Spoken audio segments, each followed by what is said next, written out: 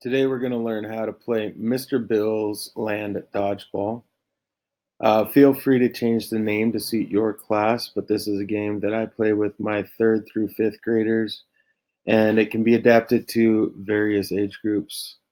We play this game to work on catching and throwing techniques during our ball games unit. Some of the basic rules: this follows normal dodgeball rules. For our class, there are 2 ways to get out. First, if you get hit by the ball that hasn't bounced off the ground, wall, or another player.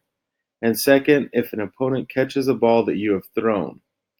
Once you are out, you need to go to your jail behind the opponent's play area, and we'll look at that here in a sec when we talk about setting up the playing area. There are 2 ways for players to get out of jail. The first is to catch a ball thrown by your teammate or by Mr. Bill. And then the second way is for the teacher to yell jailbreak, and on jailbreaks, all players are free from jail. All right, now that we've talked about some basic rules, we need to set up the field. We start by placing 2 rows of cones near the middle of the field, about 2 meters or 6 feet apart. This will be Mr. Bill's land, and we'll talk about what that means later. Next, we need 2 areas for our jails. I like to set it up just a straight line, but you can adapt this to any shape that you would like, as long as it's equal for both teams. So how do we play? The dodgeballs will be placed in Mr. Bill's land to start, and both teams will begin the game in the jails. When the teacher says to begin, players will come into Mr. Bill's land to retrieve the dodgeballs. This will be the only time that players are allowed in this area.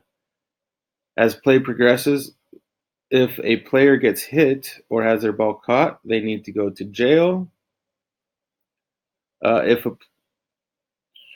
Any balls that go into Mr. Bill's land become his, and he can hit or save players as he chooses.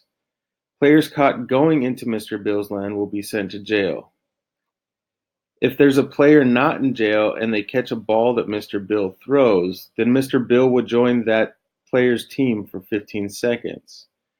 If Mr. Bill is then hit by the other team, he must return to his land, and that advantage is over. The game is over when all members of the team are in jail.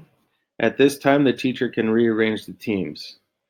So this is the basics of how to play Mr. Bill's Land Dodgeball.